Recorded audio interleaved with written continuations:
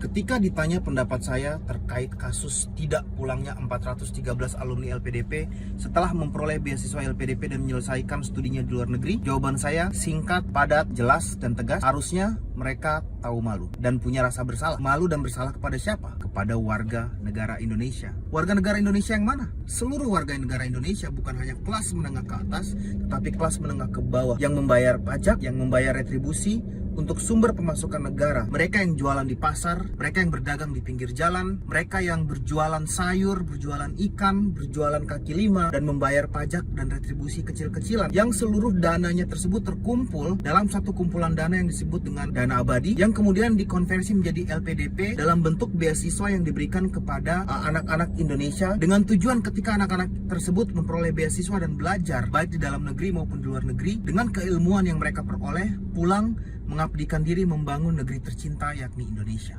Akan tetapi mungkin sebagian dari mereka tidak punya rasa malu lagi dan tidak punya rasa bersalah, sehingga merasa baik-baik saja ketika setelah menyelesaikan pendidikannya tetap tinggal dan hidup tenang dan mungkin lebih bahagia di negeri orang. Kalau memang tujuannya adalah ingin mencari hidup yang lebih baik, ingin memperoleh penghasilan yang lebih tinggi, ingin memperoleh pekerjaan yang lebih mentereng dibandingkan dengan di Indonesia, maka jangan pakai beasiswa LPDP. Pakailah uang sendiri atau cari sumber pendanaan lain. Jangan gunakan uang rakyat Indonesia untuk belajar. Kalau kita mengalihkan jumlah beasiswa LPDP, mungkin sekitar 2-3 miliar untuk menyelesaikan studi master di negara seperti Amerika Serikat, dan kita kalikan dengan 413 orang dikalikan dengan 3 miliar, maka ada kurang lebih 120 miliar dana yang terpakai untuk menyelesaikan pendidikan 413 orang ini. Yang kalau kita konversikan kepada bantuan UMKM, misalnya satu UMKM memperoleh bantuan 10 juta, maka ada sekitar 12.000 UMKM yang terbantukan, dan bahkan pelaku UMKM ini bisa menghidupi keluarganya lebih banyak lagi. So, saya menegaskan dan memohon agar teman-teman boleh mempertimbangkan perasaan dari warga negara Indonesia yang telah membiayai sekolahmu. Saya mengucapkan terima kasih kepada LPDP, Pak Dwi Larso, dan juga seluruh manajemen LPDP yang saat ini bekerja keras men-tracing keseluruhan alumni-alumni LPDP dan mengarahkan mereka bermitra dengan berbagai lembaga dan organisasi untuk memastikan agar 413 alumni ini pulang, termasuk mereka yang mangkir juga diberikan sanksi tegas. Dan pesan saya terakhir kepada alumni LPDP yang memutuskan untuk tidak pulang, coba dengarkan lagu ini.